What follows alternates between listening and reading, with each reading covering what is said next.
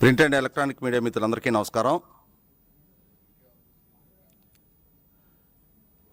ఈ మధ్యకాలంలో మనం సాక్షిలో ప్రచురితం అవుతున్న కథనాలు, వాళ్ళ బ్యానర్ ఐటెంలు ఇవన్నీ చూస్తుంటే వెనకటి రోజుల్లో మనకి ప్రముఖ జానపద దర్శకులు విఠలాచారి గారి సినిమాల్లో ప్రదర్శింపబడిన గజకర్ణ, గోకర్ణ, టకుటమార విద్యలన్నీ కూడా ఆనాటి మాయలు, మరాఠీ విద్యలన్నింటినీ కూడా సాక్షి పత్రిక ద్వారా ప్రజలకు చేరువ చేసే ప్రయత్నం సాక్షి యాజమాన్యం ద్వారా జరుగుతూ ఉంది.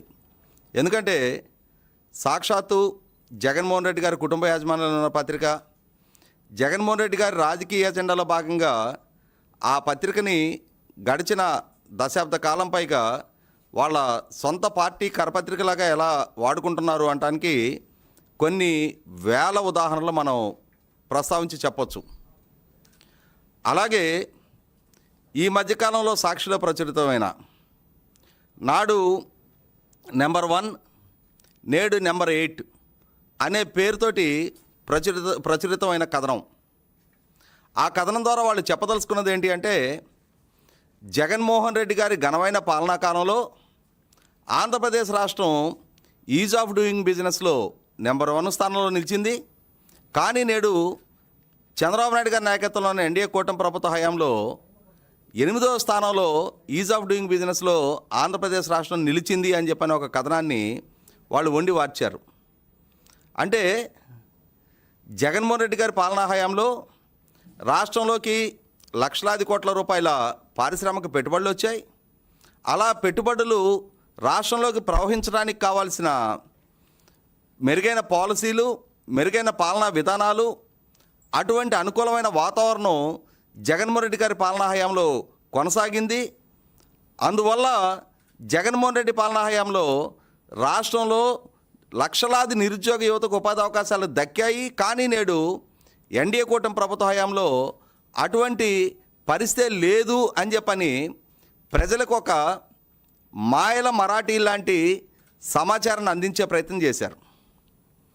అంటే కేంద్ర ప్రభుత్వం నీతి ఆయోగ్ ద్వారా ఇన్వెస్ట్మెంట్ ఫ్రెండ్లీనెస్ ఇండెక్స్ 2026 అని చెప్పనే ఒక సూచీని విడుదల చేస్తే దాన్ని ఆనాటి కేంద్ర ప్రభుత్వం కేంద్ర పరిశ్రమలు అలాగే అంతర్గత వాణిజ్య ప్రోత్సాహక శాఖ వాళ్ళు business reforms action plan BRAP ఆ నివేదిక, ఆ రోజుల్లో కేంద్ర పరిశ్రమల శాఖ వాళ్ళు విడుదల చేసిన నివేదికని ఈనాడు నీతి ఆయోగ్ ద్వారా విడుదల చేసిన సూచీతో పోల్చి ఈ 2 నివేదికలు ఒకటే అని చెప్పని ప్రజలను భ్రమింపజేసే ప్రయత్నం చేశారు.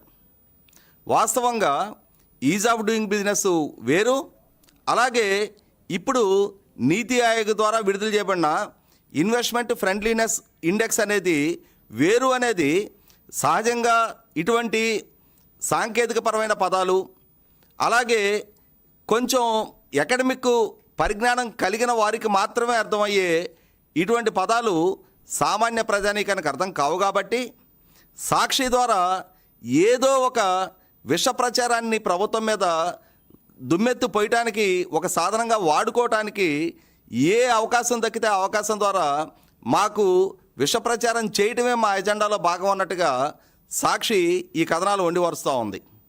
ఇక్కడ గమనించుకోవాల్సింది, మనకొక పాపులర్ సామెత ఉంది, పిల్లి నల్లదా తెల్లదా అనేది అప్రస్తుతం, ఎలుకలు పట్టిందా లేదా అనేది ముఖ్యమని చెప్తారు. అలాగే ఇవాళ ఈజ్ ఆఫ్ డూయింగ్ బిజినెస్లో జగన్మోహన్ రెడ్డి 1వ స్థానంలో నిలిపితే ఏంటి, ఇవాళ ఇన్వెస్ట్మెంట్ ఫ్రెండ్లీనెస్ ఇండెక్స్లో ఆంధ్రప్రదేశ్ రాష్ట్రం 8వ స్థానంలో ఉంటే ఏంటి అనేది ఒకసారి మనం వివరించి చెప్దాం.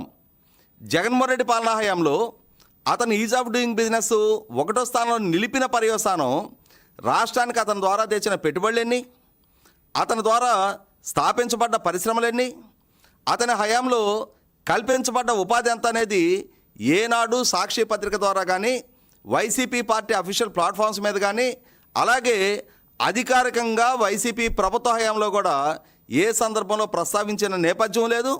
అలాగే ప్రజలకు విడమర్చి చెప్పిన సాహసం కూడా వాళ్ళు చేయలే. కారణం ఏంటి అంటే ముఖ్యమంత్రిగా జగన్మోహన్ రెడ్డి పదవి బాధ్యతలు చేపట్టిన తొలినాళ్లలోనే పవర్ పర్చేసింగ్ అగ్రిమెంట్లు రద్దు లాంటి ఒక విధ్వంసకర నిర్ణయం తీసుకున్న పర్యవసానం. నాడు కేంద్ర ప్రభుత్వం పదే పదే జగన్మోహన్ రెడ్డి ప్రభుత్వాన్ని ఇటువంటి విధ్వంసకర నిర్ణయ పర్యవసానం దేశీయంగా అలాగే అంతర్జాతీయంగా ఉన్న పెట్టుబడిదారుల మీద ప్రభావం చూపుతుంది. ఒక ప్రభుత్వం తాను చేసుకున్న ఒప్పందాలని తానే మళ్ళీ తిరిగి రద్దు చేసిన పక్షంలో పెట్టుబడిదారుల్లో పారిశ్రామికవేత్తల్లో అపనమ్మకం కలిగించినట్టు అవుద్ది. రాష్ట్ర బ్రాండింగు దేశ బ్రాండింగ్ కూడా దెబ్బతింటానికి కారకం అవుతుంది అని చెప్పని ఎన్నిసార్లు హెచ్చరించే ప్రయత్నం చేసినా అటువంటి హెచ్చరికల్ని పెడచెవిన పెట్టిన జగన్మోహన్ రెడ్డి ప్రభుత్వం పవర్ పర్చేసింగ్ అగ్రిమెంట్ల రద్దుతో పాటుగా ఆనాడు విజయవంతంగా నడుస్తున్న ఇన్ఫ్రాస్ట్రక్చర్ ప్రాజెక్టుల టెండర్లన్నిటినీ రద్దు చేసిన పర్యవసానం రాష్ట్ర బ్రాండింగ్ దెబ్బతింది. అదే క్రమంలో పొల్యూషన్ కంట్రోల్ బోర్డు ద్వారా విజయవంతంగా నడుస్తున్న పరిశ్రమలను ముయించివేయడానికి రాజకీయ పరంగా కక్షపూరితమైన చర్యల్లో భాగంగా ఆనాడు భారీ పరిశ్రమల మీద అతను కక్ష కట్టి ఆ పరిశ్రమల్ని మూసివేయించే నేపథ్యం, అలాగే అమరావతి రాజధాని స్టార్టప్ ఏరియాకి సింగపూర్ కన్సార్షియంతో జరిగిన ఒప్పందాన్ని రద్దు చేయటం, ఏషియన్ పేపర్ పల్ప్ యూనిట్ని తరిమివేయటం, ఇట్లా పదుల సంఖ్యలో జగన్మోహన్ రెడ్డి ప్రభుత్వ హయాంలో రాష్ట్రం నుంచి తరిమివేయబడ్డ సంస్థల లిస్టు మనం చెప్పొచ్చు. అదే సందర్భంలో 2014-19 మధ్యకాలంలో చంద్రబాబు నాయుడు గారి ప్రభుత్వ హయాంలో ఆ టెన్యూర్లోనే ఎన్ని లక్షల కోట్ల రూపాయల సంస్థలు ఎన్ని వేల సంస్థల గ్రౌండింగ్ అయ్యాయి అని చెప్పని అది మీరు నేను చెప్పడంలా జగన్మోహన్ రెడ్డి పాలనా హయాంలో నాడు భారీ పరిశ్రమల శాఖ మంత్రిగా కొనసాగిన మేకపాటి గౌతమ్ రెడ్డి గారే కౌన్సిల్లో తమ పార్టీకే సంబంధించిన కౌన్సిల్ సభ్యులు లేవనెత్తిన ప్రశ్నకి సమాధానం చెప్తూనే వారిచ్చిన సమాధానం ఒక్కసారి ప్రజలకు కూడా విడమని చెప్పే ప్రయత్నం చేద్దాం. క్వశ్చన్ నెంబర్ 11069 స్టార్డ్ క్వశ్చన్కి సమాధానంగా ఆ క్వశ్చన్ సంధించింది కూడా గోవిందరెడ్డి గారు, గోపాల్ రెడ్డి గారు, జంగా కృష్ణమూర్తి గారు, నాటి వైసీపీ కౌన్సిల్ సభ్యులు. వారు లేవనెత్తిన ప్రశ్నకి సమాధానంగా వారు లేవనెత్తిన ప్రశ్న కూడా ఏంటి, district wise details government and private industries ఎన్ని సెటప్ అయ్యాయి, ఎప్పుడు 2014 జూన్ నెల నుంచి 2019 చంద్రబాబు నాయుడు గారి ప్రభుత్వ హయాం ముగిసే వరకు, అంటే 5 సంవత్సరాల చంద్రబాబు నాయుడు గారి పాలనా హయాంలో ఎన్ని సంస్థలు గ్రౌండింగ్ అయ్యాయి, దాని ద్వారా కల్పించబడ్డ ఉపాధి ఎంత అని చెప్పని వైసీపీ సభ్యులు అడిగిన ప్రశ్నకు సమాధానంగా నాడు వైసీపీ ప్రభుత్వంలో పరిశ్రమల శాఖ మంత్రిగా కొనసాగిన మేకపాటి గౌతమ్ రెడ్డి గారు కౌన్సిల్కి ఇచ్చిన సమాచారం, అధికారికంగా ప్రభుత్వం విడుదల చేసిన సమాచారం ఓవరాల్గా 39,213 ఎంఎస్ఎంఈ యూనిట్లు ఆ 5 సంవత్సరాల టెన్యూర్లో గ్రౌండింగ్ అయ్యాయి. అలాగే లార్జ్ అండ్ మీడియం ఇండస్ట్రీస్ వచ్చేటప్పటికి 237 సంస్థలు గ్రౌండింగ్ అయినాయి. ఓవరాల్గా 39,450 సంస్థలు ఆ 5 సంవత్సరాల టెన్యూర్లో గ్రౌండింగ్ అవడం జరిగింది. ఇదే సందర్భంలో ఈ సంస్థల గ్రౌండింగ్ అవడం ద్వారా ఓవరాల్గా 4,19,549 కోట్ల రూపాయలు ఎంఎస్ఎంఈ రంగంలో, అలాగే 93,802 కోట్ల రూపాయలు లార్జ్ అండ్ మీడియం సెక్టార్లో ఆనాడు పెట్టుబడులు రావడం జరిగింది. ఓవరాల్గా 5,13,351 కోట్ల రూపాయలు 2014-19 మధ్యకాలంలో చంద్రబాబు నాయుడు గారి ప్రభుత్వ హయాంలో ఆ 5 సంవత్సరాల టెన్యూర్లో ఆంధ్రప్రదేశ్ రాష్ట్రంలో గ్రౌండింగ్ అయిన పెట్టుబడులు, వీటి ద్వారా కల్పించబడ్డ ఉపాధి ఆ ఒక్క టెన్యూర్లోనే ఓవరాల్గా 5 లక్షల మందికి పైగా ఉపాధి కల్పన జరిగింది అని చెప్పని నాటి పరిశ్రమల శాఖ మంత్రి మేకపాటి గౌతమ్ రెడ్డి గారు నాడు కౌన్సిల్ వేదికగా తెలియజెప్పిన సమాచారం. మరి ఇటువంటి అధికారిక సమాచారం ప్రభుత్వం దగ్గర ఉంచుకొని కూడా మరి జగన్మోహన్ రెడ్డి గారు ఏ సందర్భంలో కూడా చంద్రబాబు నాయుడు గారి ప్రభుత్వ హయాంలో లక్షలాది ఉపాధి కల్పన జరిగింది అని చెప్పని అడ్మిట్ కాలేదు. అలాగే ఈనాడు జగన్మోహన్ రెడ్డి గారికి సంబంధించిన సాక్షి పత్రికలో కానీ, అలాగే వాళ్ళ పార్టీ అధికారిక ప్లాట్ఫామ్స్ మీద కానీ ఈరోజు మేము ఇంత బాహాటంగా ఇంత అధికారికంగా విడుదల చేస్తున్న గణాంకాలకి అనుగుణంగానే వాళ్ళ పార్టీ పాలనా హయాంలో జగన్మోహన్ రెడ్డి గారు పాలకుడిగా కొనసాగిన 5 సంవత్సరాల టెన్యూర్లో 2019-24 మధ్యకాలంలో ఎన్ని లక్షల కోట్ల రూపాయలు పెట్టుబడులు గ్రౌండింగ్ చేయించగలిగారు, అలాగే ఎన్ని లక్షల మందికి ఉపాధి కల్పన చేయగలిగారు అని చెప్పగలిగే ధైర్యం సత్తా జగన్మోహన్ రెడ్డి గారికి ఉందా? ఆయన పదే పదే మైకి దొరికిన ప్రతి సందర్భంలో కూడా ఆయన చెప్పేవి 2 చెప్తారు.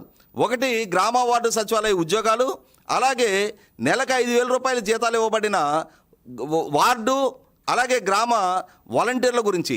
ఇంతకంటే భిన్నంగా మేము ఈ ప్రైవేట్ రంగంలో తెచ్చిన పెట్టుబడులు ఇవి, నెలకొల్పబడ్డ సంస్థలు ఇవి, వీటి ద్వారా కల్పించబడ్డ ఉపాధి ఇది, వీటి ద్వారా సృష్టించబడ్డ సంపద ఇది, వీటి ద్వారా ప్రభుత్వానికి వనగూరిన ట్యాక్స్ రెవెన్యూస్ ఇవి అని చెప్పని ఏ రోజు జగన్మోహన్ రెడ్డి గారి పాలనా హయాంలో వాళ్ళ ద్వారా జరిగిన ఘనతని విజయాలని చెప్పుకునే సాహసం చేయలేరు. కారణం ఏంటి అంటే ఆనాడు పెట్టుబడులు రాకపోగా రాష్ట్రంలో ప్రతిపాదించబడ్డ వందలాది సంస్థలని రాష్ట్రం నుంచి తరిమివేసి రాష్ట్రానికి తీవ్ర అన్యాయం చేసిన చరిత్ర వాళ్ళది. అటువంటి నేపథ్యం కలిగిన జగన్మోహన్ రెడ్డి ఈరోజు ఈ 25 నెలల ఎన్డీఏ కూటమి పాలనా హయాంలో ఇప్పటి వరకు 2025 నవంబర్ 14-15 తారీఖుల్లో విశాఖపట్నంలో జరిగిన పెట్టుబడిదారుల సదస్సుతో సహా వివిధ రాష్ట్రాలు, వివిధ దేశాలు, అలాగే ప్రపంచంలో ఉన్న వివిధ ప్రాంతాల్లో పర్యటించి చంద్రబాబు నాయుడు గారు, అలాగే IT and HRD minister Lokesh గారు, అలాగే ఇండస్ట్రీ మినిస్టర్ భరత్ గారి ద్వారా ఆంధ్రప్రదేశ్ రాష్ట్రంలోకి ఛానలైజ్ అయిన దేశంలోనే అత్యధికంగా 29 రాష్ట్రాల మధ్య జరుగుతున్న ఒక ఆరోగ్యకర పోటీలో ఇప్పటి వరకు దేశంలోకి వచ్చిన పెట్టుబడి ప్రతిపాదనలో 25.3%, అంటే సుమారుగా 23 లక్షల కోట్ల రూపాయలకు పైగా పెట్టుబడి ప్రతిపాదనలు ఆంధ్రప్రదేశ్ రాష్ట్రం దక్కించుకోగలిగింది అని అంటేనే ఇన్వెస్ట్మెంట్ ఫ్రెండ్లీ ఇండెక్స్ ఆంధ్రప్రదేశ్ రాష్ట్రం ఎంత వేగంగా పెట్టుబడి ప్రతిపాదనలు ఆకట్టుకోగలుగుతుంది అనేది ఇవాళ దేశం కళ్ళ ముందు కనిపిస్తా ఉన్న వాస్తవ దృశ్యం. ఇవాళ ఇరుగు పొరుగునున్న తమిళనాడు, కర్ణాటక, తెలంగాణ లాంటి రాష్ట్రాల్లో ఆంధ్రప్రదేశ్ రాష్ట్రం సాధిస్తున్న ఈ పెట్టుబడులను చూపి అక్కడ ప్రతిపక్షాలు, అక్కడ ప్రభుత్వాలను విమర్శ చేస్తూ ఉన్నాయి. ఒక రకంగా మాట్లాడుకుంటే owner's pride and neighbour's envy అని చెప్పనే ఒకనాటి కమర్షియల్ యాడ్ లాగా ఈరోజు మిగిలిన రాష్ట్రాలు, అక్కడున్న రాజకీయ పక్షాలు, అక్కడున్న ప్రభుత్వాలకు కూడా అసూయ కలిగించే స్థాయిలో ఆంధ్రప్రదేశ్ రాష్ట్రం, అలాగే ముఖ్యంగా చంద్రబాబు నాయుడు గారు, పవన్ కళ్యాణ్ గారు, నారా లోకేష్ గారి నేతృత్వంలో లక్షలాది కోట్ల రూపాయల పెట్టుబడి ప్రతిపాదనలు రాష్ట్రంలోకి రప్పించగలుగుతూ ఉన్నారు. అలాగే ఇప్పటి వరకు జరిగిన 19 ఎస్ఐబిపి సమావేశాల్లో సుమారుగా 12,70,000 కోట్ల రూపాయల పెట్టుబడి ప్రతిపాదనలు స్టేట్ ఇన్వెస్ట్మెంట్ ప్రమోషన్ బోర్డు ద్వారా క్లియర్ చేయడం కూడా జరిగింది. వీటికి అనుగుణంగా ఎస్ఐబిపి ద్వారా ఆమోదం చెందిన ప్రతి పెట్టుబడి ప్రతిపాదనను కూడా వెనువెంటనే క్యాబినెట్ ద్వారా కూడా ఆమోదింపజేస్తూ ఉన్నారు. ప్రభుత్వ పరంగా సంస్థలకు కావాల్సిన భూ కేటాయింపులు, నీటి కేటాయింపులు, ఎలక్ట్రిసిటీ కేటాయింపు, రోడ్డు కనెక్టివిటీ, రైలు కనెక్టివిటీ లాంటి ప్రతి ఫెసిలిటేషన్ ప్రభుత్వ పరంగా చాలా వేగంగా అందిస్తూ ఉన్నారు.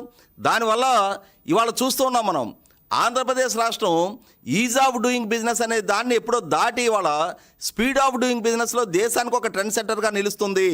అలా నిలవటం వల్ల ఇన్ని లక్షల కోట్ల రూపాయల పారిశ్రామిక పెట్టుబడులు రప్పించగలుగుతూ ఉంది, గ్రౌండింగ్ చేయించగలుగుతూ ఉంది, చాలా వేగంగా నిర్ణయాలు తీసుకోగలుగుతూ ఉంది. అదే సందర్భంలో ప్రభుత్వ పరంగా మెరుగైన పాలసీస్ అడాప్ట్ చేసుకుంటూ ఉన్నారు, సమర్థవంతంగా పాలన చేస్తూ ఉన్నారు. అటువంటి పాలకుడిగా ఇవాళ చంద్రబాబు నాయుడు గారి ప్రభుత్వం రాష్ట్ర యువతకు ఒక నమ్మకం కలిగిస్తూ ఉంటే ఎన్నికలకు ముందు ఎన్డీఏ కూటమి మేనిఫెస్టోలో పొందుపరిచిన 20 లక్షల ఉద్యోగ కల్పన చేస్తామని చెప్పిన వాగ్దానాన్ని నిలుపుకునే దిశగా ఇప్పటికే సుమారుగా 16 లక్షల మంది ఉపాధి కల్పన సుస్థిరం చేసిన నేపథ్యంలో ఇంకా రాబోయే 3 సంవత్సరాల కాలంలో మరిన్ని పెట్టుబడులు రప్పించడానికి ఆస్కారం ఉంటుంది.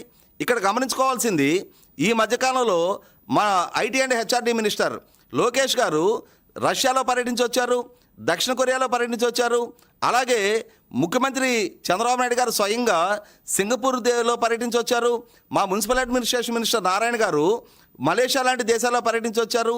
ఇటువంటి పర్యటనల వల్ల అక్కడ జరుగుతున్న చర్చల ఫలాలన్నీ కూడా రేపు రాబోయే నవంబర్ 12-13 తారీఖుల్లో విశాఖపట్నంలో మరొకసారి జరగబోయే పెట్టుబడిదారుల సదస్సుల్లో మరింత వేగంగా, మరింత సత్ఫలితాలు ఇచ్చే విధమైన పెట్టుబడి ఒప్పందాలు ఖరారవుతాయి. ఆ ఒప్పందాలు ఖరారైన వాటిని కూడా వీలైనంత వరకు రాష్ట్రానికి ఛానలైజ్ చేయించే విధంగా, సహజంగా ఏ రాష్ట్రంలో జరిగిన పెట్టుబడిదారుల సదస్సులోనైనా అక్కడ జరిగే ఒప్పందాల్లో కనీసం 20-25% కనుక వాటిని ఆ రాష్ట్రంలో గ్రౌండింగ్ చేయించుకునే విధంగా కన్వర్షన్ రేట్ అంటారు, అటువంటి కన్వర్షన్ రేట్ కనుక సాధించగలిగితే చాలా గొప్ప విజయంగా భావిస్తారు. కానీ ఇవాళ ఆంధ్రప్రదేశ్ రాష్ట్రం ఇప్పటికి వచ్చిన 23 లక్షల కోట్ల రూపాయల పెట్టుబడి ప్రతిపాదనలో ఇప్పటికే SIPP ద్వారా 12,70,000 కోట్ల రూపాయలు క్లియర్ చేయగలిగింది అని అంటే, ఆంధ్రప్రదేశ్ రాష్ట్రంలోకి వచ్చిన పెట్టుబడి ప్రతిపాదనలో ఇప్పటికే 50% పైగా ఆంధ్రప్రదేశ్ రాష్ట్రం తన కన్వర్షన్ సాధించగలిగింది. అలాగే మిగిలిన 50% వైపు కూడా ఛానలైజ్ చేస్తూ ఉన్నారు, వాళ్ళతో మాట్లాడుతూ ఉన్నారు. వీలైనంత వేగంగా ఆ సంస్థను కూడా గ్రౌండింగ్ చేయించే ప్రక్రియ కొనసాగుతూ ఉంది. వాస్తవ దృశ్యం ఇదైతే సాక్షి పత్రికలో 2 సూచనలు కలిపి, ఒకటి ఈజ్ ఆఫ్ డూయింగ్ బిజినెస్, అది కేంద్ర పరిశ్రమల శాఖ విడుదల చేసేది. రెండోది ఇప్పుడు విడుదల చేసింది నీతి ఆయోగ్. ఈ నీతి ఆయోగ్ విడుదల చేసిన ఈ సూచీలో కూడా ఇక్కడ గమనించుకోవాల్సింది ఏంటంటే, రాష్ట్రాలని 1, 2, 3 అనే ర్యాంకింగ్ల వారీగా కాకుండా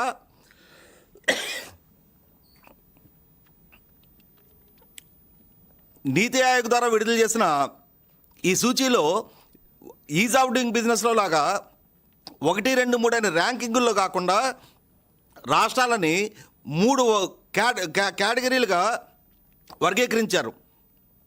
అచీవర్సు, అలాగే ఫాస్ట్ మూవర్సు,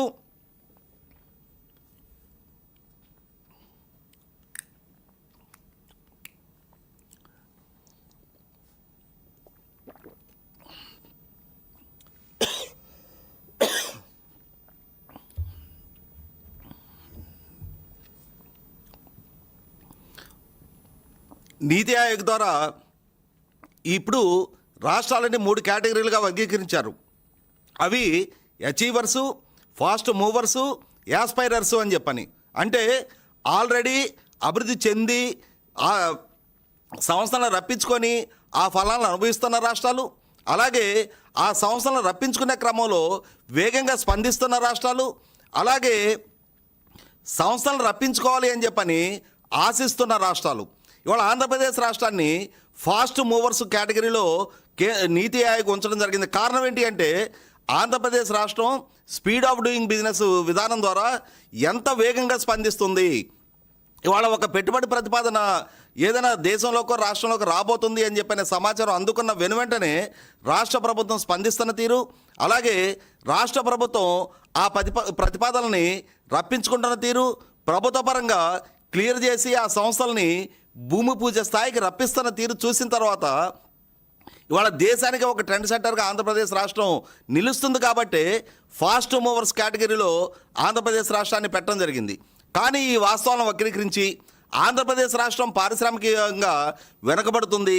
జగన్మోహన్ రెడ్డి గారి పాలనాహయం నాటితో పోల్చి చూస్తే ఇవాళ ఆంధ్రప్రదేశ్ రాష్ట్రంలో పెట్టుబడి ప్రతిపాదనలు పెద్దగా రావటం లేదు అని చెప్పని తప్పుడు సమాచారాన్ని సాక్షి పత్రిక ద్వారా వాళ్ళు ప్రచురిస్తూ, కనీసం ఈ సాంకేతికపరమైన అంశాల గురించి అవగాహన లేని సామాన్య ప్రజానీకానికైనా సరే, అరే చంద్రబాబు నాయుడు గారి పాలనాహయం కన్నా జగన్ పాలనాహయంలోనే మరింత పెట్టుబడి ప్రతిపాదనలు వచ్చాయంట అని చెప్పని ఈ ర్యాంకులు లాంటి ఈ సాంకేతికపరమైన అంశాలతోటి కొందరినైనా భ్రమింపజేయగలమైన ఒక రకమైన మాయల మరాఠీ టకుటమార విద్యల్ని సాక్షి ద్వారా వైసీపీ ప్రదర్శిస్తుందనేది వాస్తవం. కాబట్టి వాళ్ళ వాస్తవ దృశ్యం కళ్ళ ముందు కనిపిస్తూ ఉన్నప్పుడు ఎన్నికలకు ముందు చేసిన 20 లక్షల ఉద్యోగ కల్పన వాగ్దానాన్ని నెరవేర్చుకునే విధంగా ఓ పక్క ప్రభుత్వ పరంగా గతంలోనే మేము వాగ్దానం చేసిన 16,347 టీచర్ నియామక ప్రక్రియని చాలా వేగంగా పూర్తి చేశాము. ఒక టైం బౌండెడ్ షెడ్యూల్లో 15,941 మందికి ఉద్యోగ అవకాశాలు కల్పించడం జరిగింది. అలాగే 5,757 కానిస్టేబుల్ నియామక ప్రక్రియను కూడా చాలా వేగంగా పూర్తి చేసి వారికి కూడా నియామక పత్రాలు ఇవ్వడం జరిగింది. మళ్ళీ ఇప్పుడు యూనివర్సిటీల్లో professor, assistant professor, additional professor స్థాయి, అసోసియేట్ ప్రొఫెసరు స్థాయి ఉద్యోగాల నుంచి 10,000కి పైగా ఉద్యోగ నియామక ప్రక్రియతోటి మరొక జాబ్ క్యాలెండర్ కూడా ఇప్పుడు విడుదల చేసి ఆ ప్రక్రియ కూడా ఆల్రెడీ నోటిఫికేషన్ స్టేజ్లో ఉన్నది కళ్ళ ముందు కనిపిస్తూ ఉంటే ప్రైవేట్ రంగంలో లక్షలాది ఉద్యోగ కల్పనకి ప్రభుత్వ పరంగా తీసుకుంటున్న చొరవలో సత్ఫలితాలు ఇస్తూ ఉంటే లక్షలాది కోట్ల రూపాయల పరిశ్రమలు గ్రౌండింగ్ అవుతూ ఉంటే తద్వారా రాష్ట్ర యువతకి వలసలు లేని ఉపాధి కల్పన దిశగా ఆంధ్రప్రదేశ్ రాష్ట్రం అడుగులేస్తూ ఉంటే దీన్ని చూసి తట్టుకోలేని ఒక నైరాశ్యంలో మునిగిపోతున్న వైసీపీ మళ్ళీ తిరిగి 2029 ఎన్నికల నాటికి ఎన్నికలకి సమాయత్తం అయ్యే నాటికి ఇన్ని లక్షల మంది యువతకు గనక ఎన్డీఏ కూటమి ప్రభుత్వం ఉద్యోగ అవకాశాలు కల్పించిన పక్షంలో తమకు రాజకీయంగా మనుగడ ఉండదు అనే ఉద్దేశంతో ఒక రకంగా 2019-24 మధ్యకాలంలో నైరాశ్యంలో మునిగిపోయి కొంత పెడదోరలు పడుతున్న యువతలో ధైర్యాన్ని నింపి మళ్ళీ తిరిగి వారికి భవిష్యత్తు పట్ల ఆశలు చిగురింపజేసి అది వాళ్ళ వాస్తవ రూపంగా అమల్లోకి తీసుకొస్తున్న ఎన్డీఏ కూటమి ప్రభుత్వం తన ఆచరణ రూపంగా సాధిస్తున్న విజయాల కళ్ళ ముందు కనిపిస్తుంటే దాన్ని వక్రీకరిస్తూ ప్రజలకు తప్పుడు సమాచారం ఇస్తున్న వైసీపీ సాక్షిని చూసిన తర్వాత తప్పనిసరిగా ఈ వాస్తవాలు ప్రజలకు తెలియజెప్పాల్సిన బాధ్యత మాకుంది అనే ఉద్దేశంతో ఈ వివరాలు తెలియజేస్తూ ఉన్నాం. Thank you.